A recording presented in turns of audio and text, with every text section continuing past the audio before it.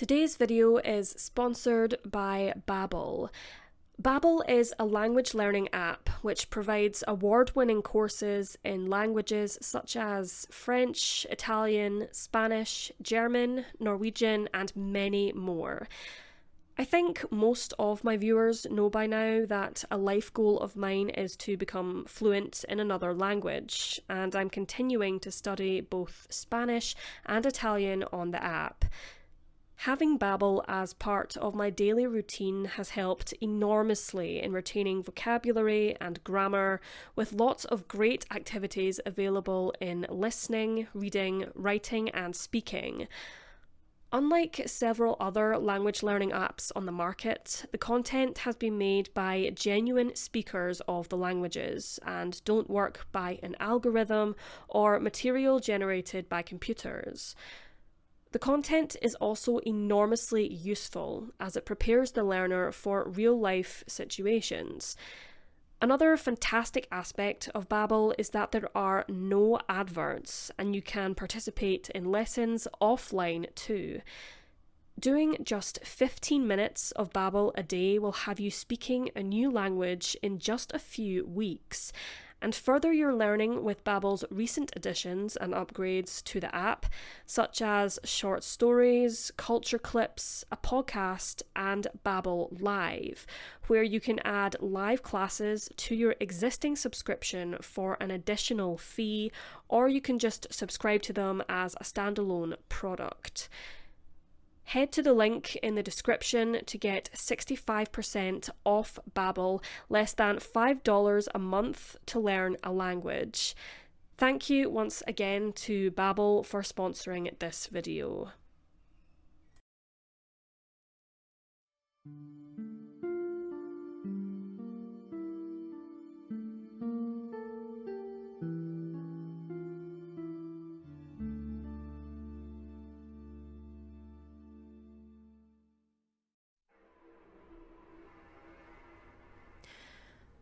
On Monday, the 15th of March 1982, García-Burhans had breakfast with her husband Diego and her daughter Barbara. Carmen Maria Burhans was born on the 6th of July 1941, however her maiden name is not in the public domain. She gave birth to a daughter on the 13th of October 1973, who she named Barbara Aurora Burhans. Barbara's parents' marriage crumbled and the couple divorced, yet Carmen decided to keep her ex-husband's surname until she married for a second time to Diego Garcia, who reportedly struggled with maintaining full-time employment during their relationship. Diego was born on the 13th of November 1953 in Cuba and was 12 years Carmen's junior. The dwelling the family shared was on Division Street in the Glassell Park neighborhood in the northeast of Los Angeles, California. Carmen's mother lived upstairs, and on the morning of the 15th of March, Carmen's mother went downstairs and noticed that her daughter was visibly upset. However, her reasons for feeling that way were never discussed. At noon, Carmen, Diego, and Barbara departed from their residence and climbed into the family car, which was a brown 1977 Toyota Corolla. The trio did not take any possessions with them, leaving behind dog food in the fridge and the dog itself. Carmen's mother told authorities that the house seemed untouched. Sadly, she never saw her daughter, son-in-law, or granddaughter again. Each day felt like an eternity to the García-Burhans loved ones, but within a matter of weeks, a baffling discovery would further deepen the mystery. On the 25th of April, the car was found buried in 5 feet of snow in the vicinity of the San Gabriel Mountains. The vehicle was abandoned 500 feet down a gorge in a snowbank near to Route 2, a road close to Big Pines, Mount San Antonio, California. The roof of the Toyota was completely crushed, and strangely, there were no signs of any family members. Investigators examined the empty vehicle and the surrounding areas and concluded there was no evidence of blood or foul play, suggesting that no people were inside when the car fell. Yet it was theorised that the Corolla was possibly pushed over the edge of the gorge in an attempt to conceal it from watchful eyes, or that a snowplow may have shoved the car accidentally into the bank, the driver of which having not realised that the car was parked there. The Toyota was located approximately 80 miles from the family home. Despite their efforts, police were left scratching their heads as the family appeared to just vanish without a trace. The road by the gorge was found to have been closed on the 16th of March, the day after the García-Burhans disappeared, and it remains a mystery as to where they were driving to and what their intentions were.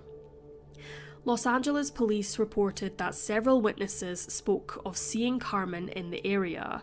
However, authorities were unsuccessful in tracing her. Delving further into the family's pasts, it was alleged that Carmen and Barbara had recently converted to Mormonism, and Carmen had become involved with a cult which sacrificed live chickens in various candlelit rituals, but police could not find any solid evidence to substantiate this claim. Diego was thought to have been allegedly involved in criminal activity involving drugs or gambling. Furthermore, police believed it was possible that the family fled to a place named Little Havana in Miami, Florida. The neighbourhood is named by locals as Pequeña Habana, as most inhabitants are natives of Central and South America, and is also notably home to many Cuban exiles. At the time of her vanishing, Carmen Burhans was 41 years old, Caucasian with black hair and black eyes. She stood at 5 feet 6 inches tall, weighed approximately 210 pounds or 95 kilograms, and had her ears pierced. Diego Garcia was 28 years old, Hispanic, and had black hair and brown eyes. He was 5 feet 4 inches tall and weighed 150 pounds or 68 kilograms at the time of his disappearance. Barbara Burhans was just 8 years old when she vanished and was of Caucasian and Hispanic heritage. She was 5 feet tall, weighing 100 pounds or 45 kilograms, had black hair and brown eyes, and may possibly be living under the surname Garcia. If alive today, Barbara would be 46 years old. There is very little information available on the case, leaving many unanswered questions, such as what was the family atmosphere like? Did Barbara's mother or father call her school to say she would be taking the Monday off? And if so, what was their reasons? Was the family's trip planned or last minute? Did any of the family mention anything unusual to Carmen's mother? Did police efficiently search the property for clues to indicate where they were going or if they were communicating with someone?